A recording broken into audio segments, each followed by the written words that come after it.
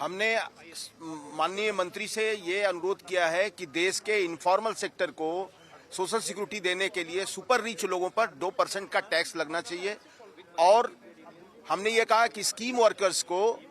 ESI और EPF के दायरे में लाना चाहिए। हमने ये भी प्रस्ताव किया है कि देश के जो फिशरमैन कम्युनिटी है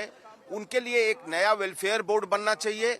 और हमने ये कहा है कि जो देश के रूरल यूथ हैं उनका स्किल डेवलपमेंट किया जाना चाहिए ताकि विश्व में जो केयर इकोनॉमी का डेवलपमेंट है वो केयर इकोनॉमी के डेवलपमेंट में उनका कंट्रीब्यूशन हो और जो एआई के चलते जो हमारे जॉब लॉसेस होंगे इंडिया में उनको हम कवर कर सकें। सरकार को इस बारे में प्लानिंग करनी चाहिए और हमने सरकार से ये अनुरोध किया है कि सरकार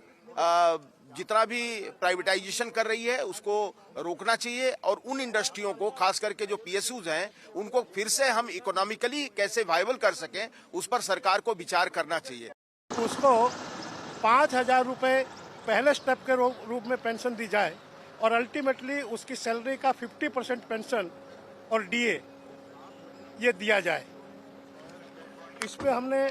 और जो विषय उठाए हैं, जम्मू कश्मीर का जो हमारा बैंक है, हमने कहा है ये अभी जम्मू कश्मीर बैंक ये होम मिनिस्ट्री के अंतर्गत चलता है। उसकी कंट्रोलिंग अथॉरिटी होम मिनिस्ट्री है, उसकी कंट्रोलिंग अथॉरिटी ये फाइनेंस मिनिस्ट्री होनी चाहिए। एक विषय हमने ये उठाया है और एक विषय हमने लिया है आज कि वहाँ 60,000 डेली वेजर जिसकी तनख्वाह 40 महीने से 60 महीने तक की बकाया है